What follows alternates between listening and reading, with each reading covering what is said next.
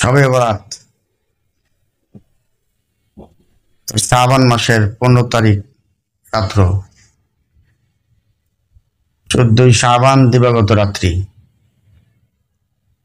খুব গুরুত্বপূর্ণ মূল্যবান এক রাত্রি আল্লাহ সুবহানাহু ওয়া তাআলা বান্দাকে দিয়েছেন নিজেকে শুধরিয়ে নেওয়ার জন্য, রমজানের জন্য তৈরি হওয়ার জন্য। আমাদের সোনালী যুগ অর্থাৎ সাহাবায়ে কেরাম রিদওয়ানুল্লাহ তাআলা আনহুম আজমাইন, তাবিঈন, তাবিঈন, তাদের যুগেও এই রাত্রি থেকে ফায়দা নেওয়ার জন্য সকলে ইবাদতে মাশগুল থাকতেন। তবে এই রাত্রিতে বিশেষ কোনো নিয়মের ইবাদত নেই যে আমার এত রাকাত নামাজ এই সূরা দিয়ে পড়তে হবে, প্রথম রাকাতে এই সূরা, দ্বিতীয় রাকাতে ওই সূরা, এরকম কোনো নিয়ম নেই। কোনো খাস কোনো বিশেষ নিয়মে কোনো ইবাদত এই রাত্রিতে নেই। আমি যতটুকু পারি নফল নামাজ আমি যেভাবে পড়ি ওইভাবে নামাজ পড়ব। নামাজ পড়তে ক্লান্তি লাগতেছে তেলাওয়াত করব, তেলাওয়াত করতে ক্লান্তি লাগতেছে বসে বসে নিজে জিকির করতে থাকি, দুরূদ শরীফ পড়তে থাকি, ইস্তিগফার পড়তে থাকি। এই সমস্ত ইবাদতের মাধ্যমে আমি রাত্রিটাকে জাগরণ করতে পারি, রাত্রি জাগ্রত হতে পারি। যদি সারা রাত্র না হয় যতটুকু সম্ভব ততটুকু করি, কিন্তু সেটা সুন্নত মোতাবেক হতে হবে। সুন্নতের বহির্ভূত হয়ে গেলে সেটা হয়ে যাবে বিদআত, আর এবং সেটা গুনাহের কারণ হয়ে যাবে। যেহেতু আল্লাহ সুবহানাহু ওয়া তাআলা বান্দাকে একাকিত্ব ডাকেন, রাসূল সাল্লাল্লাহু আলাইহি ওয়াসাল্লাম বলছেন আলা হাল মিন মুস্তাগফিরিন। এখানে মুস্তাগফিরিন মুফরাদ শব্দ ব্যবহার হয়েছে, একবচন। যদি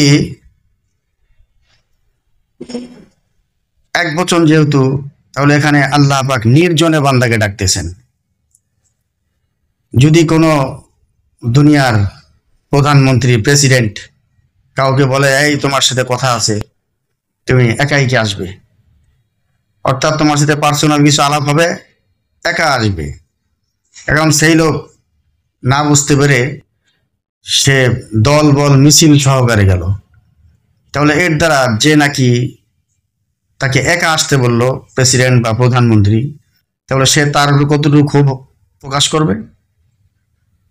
সে তো নির্বুদ্ধিতার পরিচয় দিল। ঠিক আল্লাহ সুবহানাহু ওয়া তাআলা বান্দাকে সেই দিন একাকিত্ব ডাকতেছেন যে নির্জনে আসো, খলওয়াতে আসো, নির্জনে আসো, তোমার সাথে আমার সাথে প্রেম বিনিময় হবে। অর্থাৎ বান্দা যখন একাকী আল্লাহ সুবহানাহু ওয়া তাআলা ইবাদত করে, কায়মনে দোয়া করতে থাকে, জিকির করতে থাকে, তেলাওয়াত করতে থাকে, এটা আল্লাহ পাক আরো বেশি পছন্দ করেন। ইমাম আবু হানিফা রাহমাতুল্লাহি আলাইহি এর একটি কৌল যে নফল নামাজ যত নির্জনে করা যায়, এর মধ্যে দ্বিতীয় তৃতীয় যাতে কেউ সাথে না থাকে। তাহলে বোঝা গেল নফল নামাজ বলতেই নির্জনতায় করতে হবে, একাকিত্ব করতে হবে, সেটা হবে নিজের জন্য ভালো।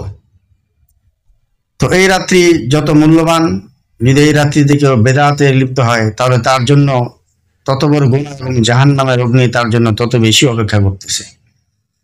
তো আমরা এই রাত্রিতে ইবাদতের মাধ্যমেই কাটানোর চেষ্টা করব। এই রাত্রিতে আমরা অনেকে কিছু বেদাতি কার্যক্রমে লিপ্ত থাকি, আতশবাজি, বোমা আর এই জাতীয় অনেক কিছুতে আমরা লিপ্ত থাকি। এর দ্বারা টাকা পয়সার অপচয় এবং যারা ইবাদত করতেছে তাদের ক্ষতি, অনেক বাচ্চা শুয়ে আছে, অনেক বৃদ্ধ মানুষ, অসুস্থ মানুষ শুয়ে আছে, তাদের ক্ষতি। তো এই যে আমি মানুষের ক্ষতি করলাম, তাদের বদদোয়া নিলাম এই রাত্রিতে, তো সে যদি এই রাত্রিতে দোয়ার বদলে বদদোয়া দিল তাহলে আমার জন্য কত ক্ষতিকর হবে, কত ক্ষতির কারণ হবে, এটা বুঝতে হবে।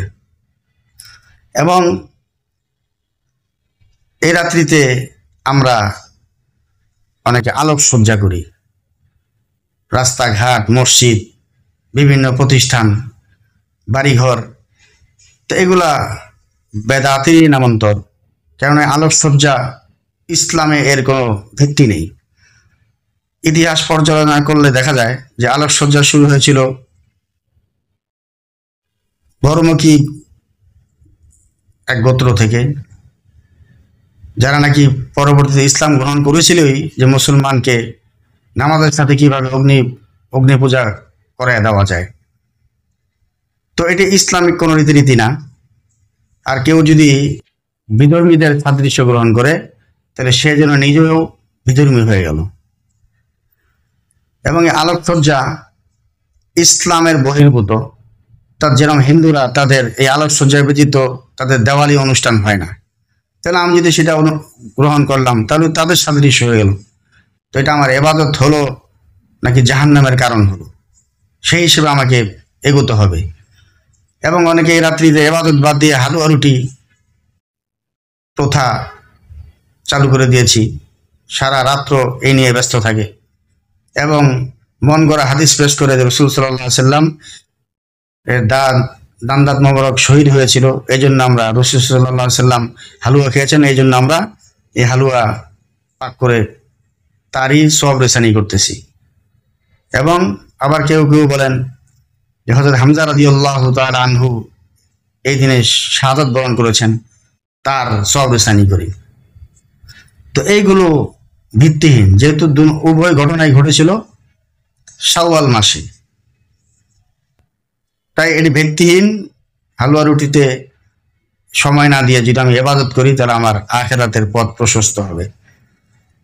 এবং এই রাত্রিতে আমরা অনেক ইমাম সাহেবান আলোচনাও করি যে মসজিদে শোরগোল অনেক কিছু, বিভিন্ন আয়োজন করে যে ইবাদত করে তাকে ক্ষতি করা, এই যে মসজিদ ভিত্তিক শোরগোলগুলো হয়, জমায়েত হয়, এগুলো একটা বিদআত।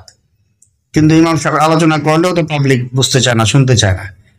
কিন্তু এগুলো আমল করতে হবে, অন্যথায় আমার লাভের চেয়ে ক্ষতি বেশি হয়ে যাবে। এবং অনেকে এই রাত্রিতে কবরস্থানে গিয়ে হাজির, বিভিন্ন কবরস্থানে গিয়ে ঘুরে এবং বলে রাসূল সাল্লাল্লাহু আলাইহি সাল্লাম তো কবরস্থানে গিয়েছেন।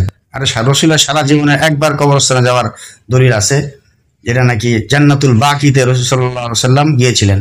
তো যদি মনে করেন রাসূল সাল্লাল্লাহু আলাইহি সাল্লাম গিয়েছিলেন তাই আমি যাব, তাহলে জীবনে একবারই যান। যদি প্রতিবার এর উপর গুরুত্ব দিয়ে থাকেন তাহলে তো বেদাতে নামান্তর হয়ে গেল, আমি নিজে বেদাতি হয়ে গেলাম। আল্লাহ পাকে হেফাজত করুন।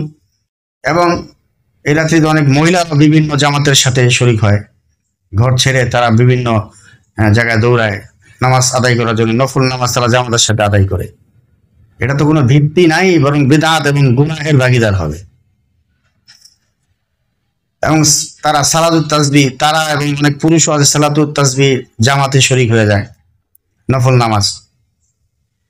তো জামাতের ব্যাপারে যে ভিত্তি আছে শরীয়তে, সেটা হলো ফরজ নামাজ, রমজান মাসে তারাবি, বিতির, 2 দিন নামাজ, জানাজার নামাজ, সালাতুল ইস্তিসকা নামাজ। তো এইগুলো হলো জামাতের সাথে ইসলাম সমর্থন করে এগুলোর জামাত হওয়া। কিন্তু এর ব্যতিরিকে আমি অন্য একটি জামাত করলাম, তাহলে এটা তো আমি ইসলামের মধ্যে অন্য কিছু নতুনত্ব প্রকাশ করলাম, যেটা বেদাতের নামান্তর। তো ইসলাম যেটুকু আমাকে দিয়েছে আমি তাই পালন করার চেষ্টা করি, এর মধ্যে অনেক সওয়াব আছে।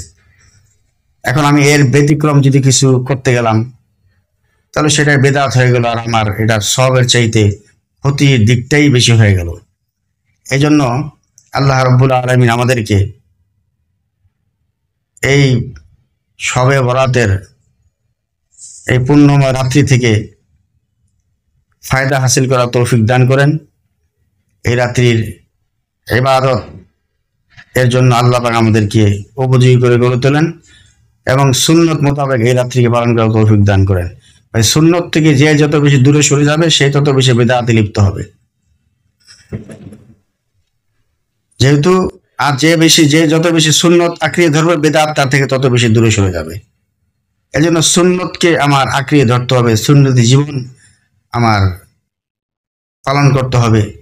তাহলে আশা করা যায় আল্লাহ এবং তার রসুল আমাদের উপর খুশি হবেন এবং সেইভাবে আমার জীবনটা যদি কেটে যায় সুন্নত অনুযায়ী, তাহলে আমার নাজাতের জন্য কারণ হবে। এবং এই রাত্রিতে সুন্নত অনুযায়ী ইবাদত করলেও সেটা আমার নাজাতের কারণ হবে, আমার ক্ষমার কারণ হবে। আল্লাহ রাব্বুল আলামিন আমাদের সকলকে এই রাত্রির পবিত্রতা রক্ষা করার তৌফিক দান করেন।